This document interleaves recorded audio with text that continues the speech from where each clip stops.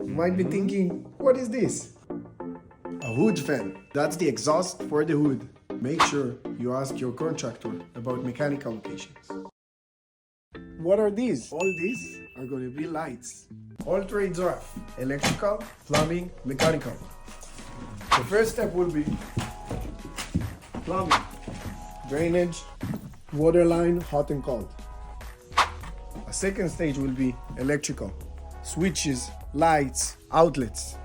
The third stage will be mechanical, AC, HVAC, a fan for bathrooms, very important for humidity.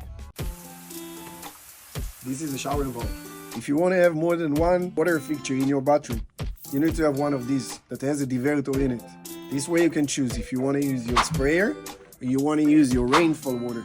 The best way to gain some natural light in the room is skylight. This skylight has an automatic shade, so this way you can control if you want the natural light or you don't want it. Make sure you verify these locations. Sink locations, vanity size. Do we want to have a mirror with light or without light? Toilet location. And if we want to have a bidet, that's a good time to let us know. Laundry, washer and dryer size, locations, switches, outlets, shower pan.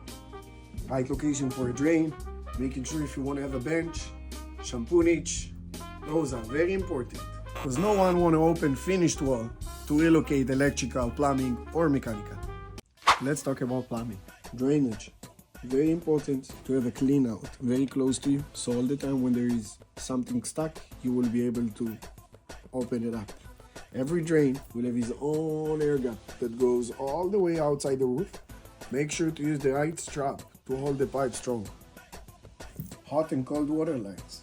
Copper, highly recommended. Two most common exteriors, cement or acrylic stucco. This one called cement stucco. Acrylic stucco should be smoother. The other one will be wood or vinyl siding. Very important to talk with your contractor so he can be prepared. Make sure to verify with your contractor all the lights locations, switches and outlets before we cover up the walls. Because no one want to open finished wall to relocate electrical, plumbing or mechanical. Don't be this person. People always ask it too late. Make sure to verify with your contractor about exterior lights, switches, very important. Insulation will be your fifth step. 1. Framing.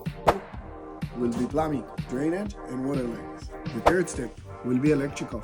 Fourth step will be mechanical, fan, AC, HVAC. Next will be insulation.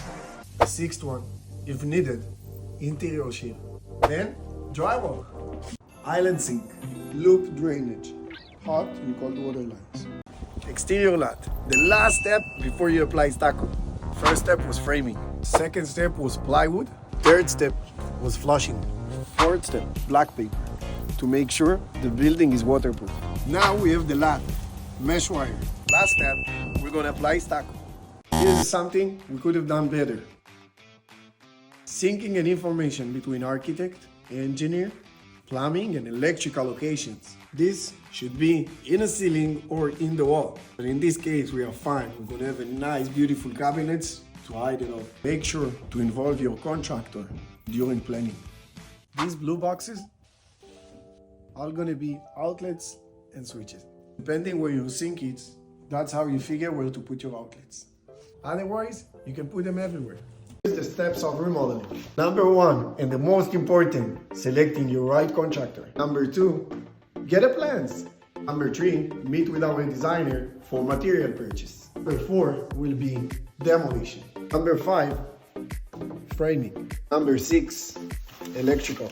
Number 7, plumbing. Number 8, insulation and drywall. Number 9 will be choosing a texture and paint the house. Number 10 will be a finished material installation. Here's the steps of roofing. The first layer and the most important one, plywood. Second step will be exterior lath, black paper, waterproofing. Very important step will be flushing, making sure you have a good flushing around the roof. That will prevent from water goes inside. After flushing, we're going to install the finish of the roof. In this case, we're going to have a tile roof. Why you guys should order your windows before we even got a permit. A window lead time will take 3 to 4 months. That can delay your project, and nobody wants that. Talk with your contractor and order your window first. Let me teach you a small lesson about the hardwood floors. Over here, you're going to see the thickness of the top layer of the wood, meaning that can be sanded later on if needed. Over here, we can see a plywood that will keep the piece strong enough even during the hard weather.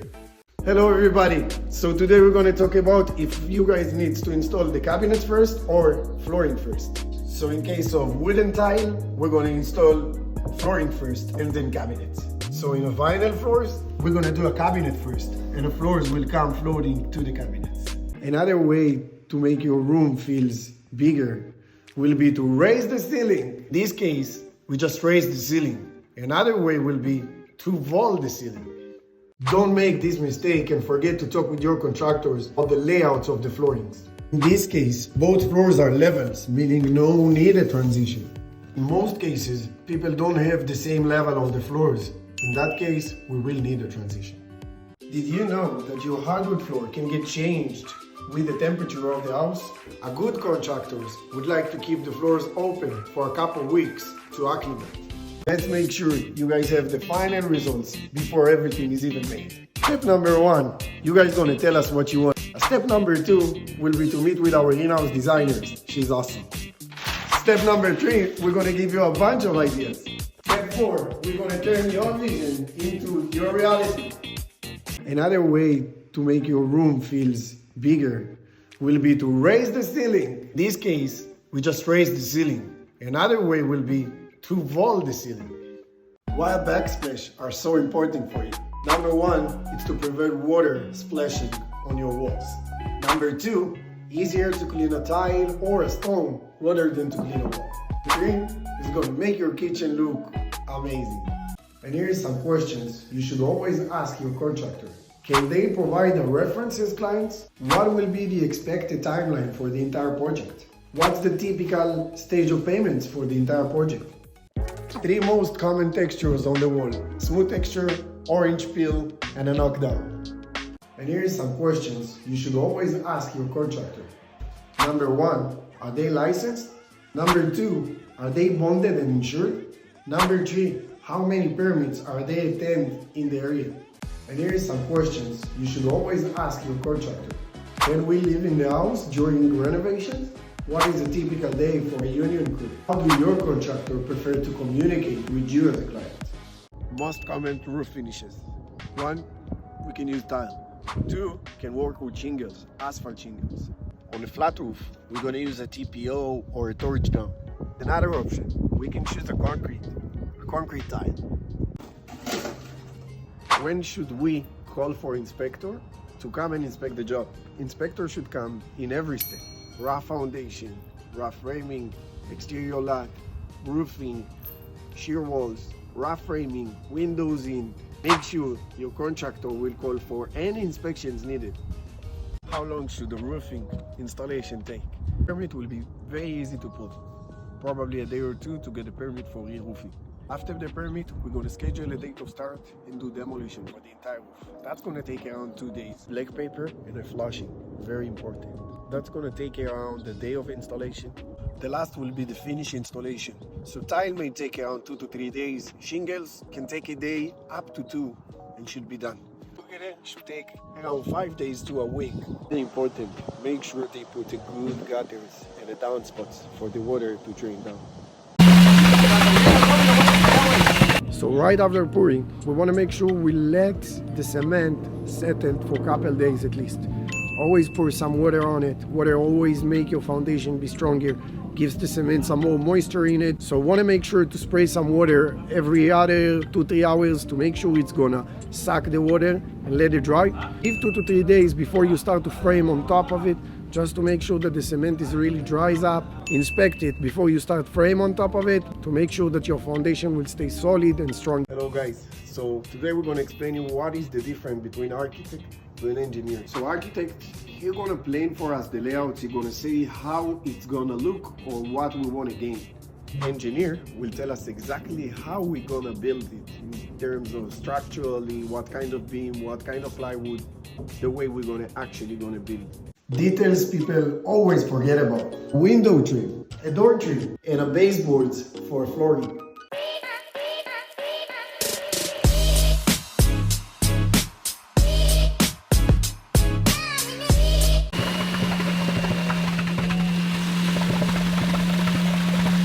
You want to make sure that you have your pump ready the same date and time when you order the cement to come over. If not, the cement company gonna charge you for no reason and you guys are not ready for pouring.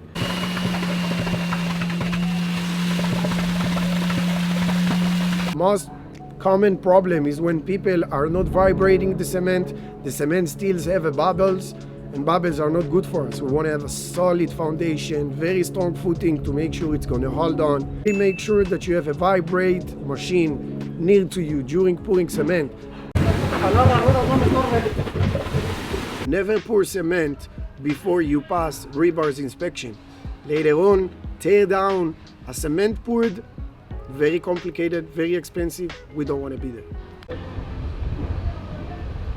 We have still family live inside the house, so we want to make sure that everything will be wrapped to kind of divide between the floor plan where the client still lives to the job site. Let them feel more comfortable with where they live during construction. So that's the first thing and the most important for us. So before we pour the cement, very important to clean out all around the footing and the area where you would like to pour the cement. Very important to have on-site prepared vibrate machine or a very long rebar that you guys can push in order to make sure that the cement will fill up the entire pier and not gonna have some bubbles on it.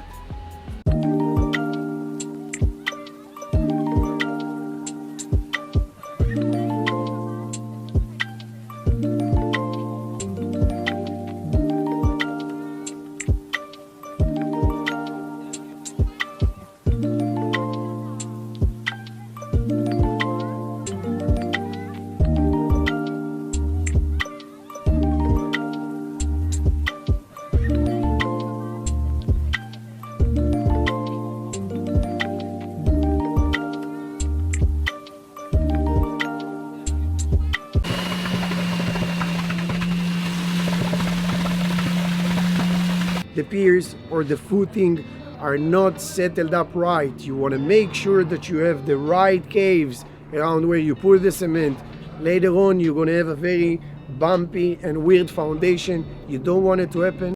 Our see-through fireplace, a nice tile, a beautiful unit inside, recess unit that you can see through basically both sides fireplace. Countertop.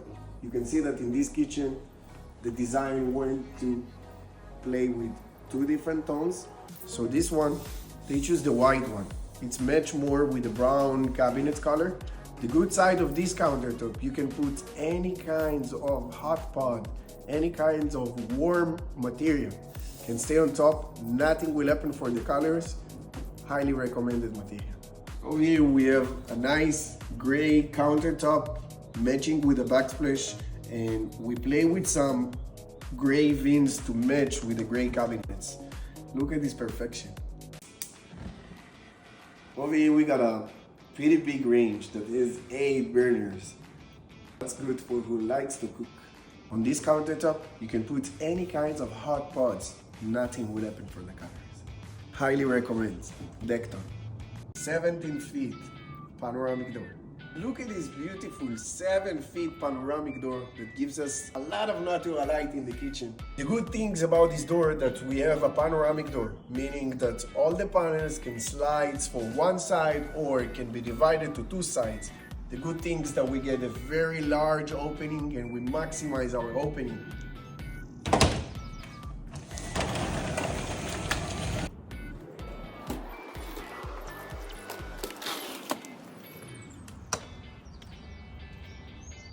Exterior, a nice windows. Those are fiberglass, black trim windows. As you can see, we also did some match texture to existing stucco. Look at this beautiful new exterior walls that we made over here. And some exterior lights. Always remember, tell your contractor about some exterior lights. Over here we added some recess lights and we also have some light fixtures for outside. Do you hate to share your sink? Here we got two. Here's one of them, hot, cold water, and here's the second one. Here we got some nice quartz material for the countertop, matching backsplash all the way up to the ceiling. Oasis mirror that has some lights in it. You can control on the lights, you can control on the color of the lights, and even if you got some steam, you can control on the steam. If you want to put your fan in your vanity, we made you an outlet. If you want your room to feel bigger, try a vaulted ceiling. Look at this beautiful high vaulted ceiling and added some skylights, remotely shades, with a nice beautiful windows that match the same looking and the same feeling. Always gives a very giant room feeling. The tile floor gonna be heated and stay warm. We have a system underneath the tile that has a wire, so it's electrical unit to heat the tile. Let me show you right here. We basically have a remote that control on the temperature of the floors.